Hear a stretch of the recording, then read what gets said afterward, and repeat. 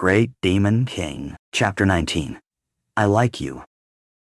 Lisa, in the midst of her panicked freefall, flailed in desperation and managed to seize Han Shuo's pant leg. She yanked hard, twisting his body so he tumbled down with her, both hurtling toward the bottom of the pit. Moments earlier, Han Shuo had surveyed the trap under faint moonlight, confirming no nasty weapons lay hidden, only a few jagged rocks. Yet those alone were enough to bruise and batter anyone unlucky enough to crash onto them. Even as Lisa's screams echoed in his ears, Han Shuo's mind remained oddly calm. Since he began cultivating his magical yuan, he found that whenever trouble loomed, his reaction was not blind panic, but quick thinking. This time, as they plummeted, he focused on finding a way to land safely, or at least safely enough. He also felt the magical yuan in his body stirring to life, speeding along his spine and through every muscle, ready to unleash sudden power. At the last instant, he grabbed Lisa around the waist. Her shrieks rose in pitch, but he twisted himself to absorb the harsh collision with the bottom. A jolt of agony shot through him as his butt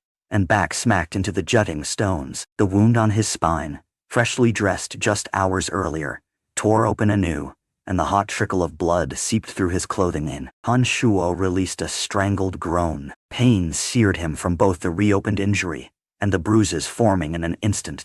Meanwhile, Lisa, largely protected by his grip, had escaped the worst of it. She stared at him with a mixture of disbelief and puzzlement. Why did you save me?" she asked at length, eyes darting over his wounds. Her usual playful arrogance had vanished, replaced by genuine astonishment. For a moment, Han Shuo let himself wallow in the throb of raw pain. Then he exhaled a trembling sigh, allowing his voice to break with quiet sorrow. "Because I like you," he said. The word seemed to strike Lisa like a bolt of lightning. She gaped at him in mute shock, unable to form a coherent reply. Finally, she managed to stutter, You, what did you just say?" "I said, I like you," Han Shuo repeated, forcing sincerity into his tone. "I've liked you for years. You've experimented on me, nearly killed me with the agony of the soul, and I never once held it against you. You probably never noticed I was there, that I even existed, but I still stayed in the necromancy major, hoping just to be near you. Why do you think I always acted so strangely? I was trying to get your attention,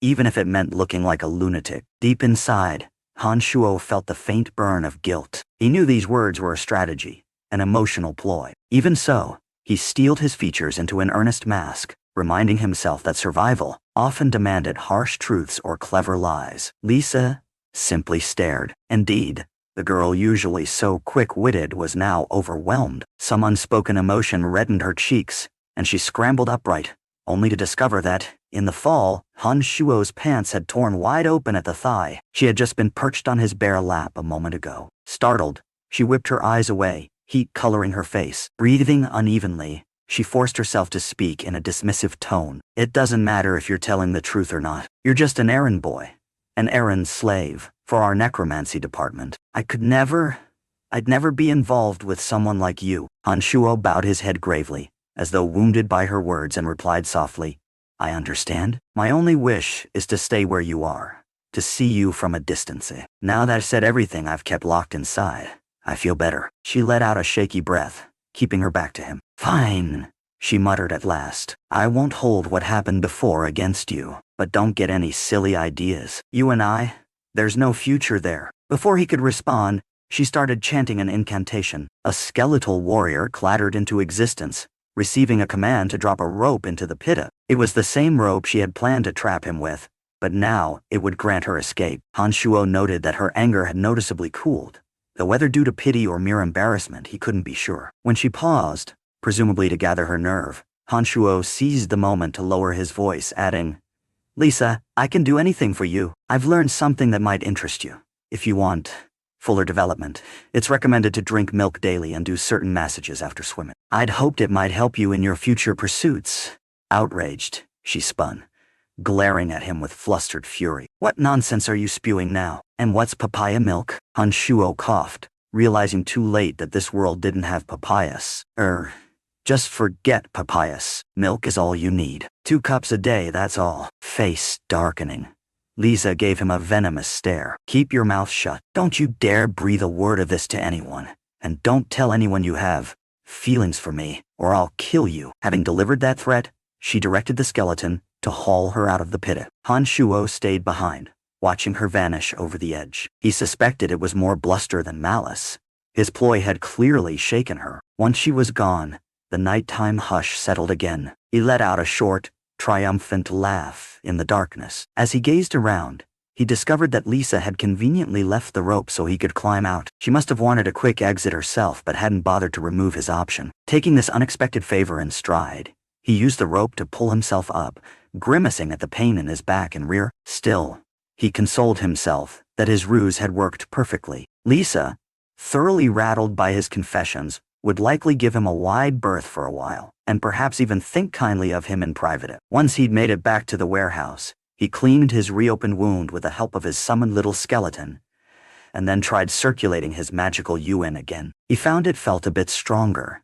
Its volume had grown, and the flow was smoother than before. Perhaps digesting Eric's fighting aura had boosted his power. He recalled something similar happening after absorbing Claude's aura, and he wondered if there was a hidden link between fighting aura and his own cultivation. Unable to solve that mystery, he shifted gears, deciding to meditate to refine his mental strength. Yet each time he tried to clear his thoughts, a strange pull broke his concentration, tugging at his awareness. At first, he tried to ignore it, but the sensation persisted until he finally traced its source to the bag that once belonged to Dylan, which now lay under his bed. He rummaged inside and withdrew the small, dark green jade box, a box that exuded a sinister, chilling aura. The more he examined it, the more certain he became that it was the cause of his meditative disturbance. He inserted the accompanying green key into the box, but it wouldn't turn. Frustrated, he started probing it with his mental strength, even though the malignant energy within seemed to strike back, sending jolts of pain through his mind. Despite the torment, he refused to relent, focusing everything he had, gripping the key, and twisting once more. With a decisive click, the box popped open. The lid sprang up, releasing a wave of eerie cold air, and at last revealing the object that had been sealed inside.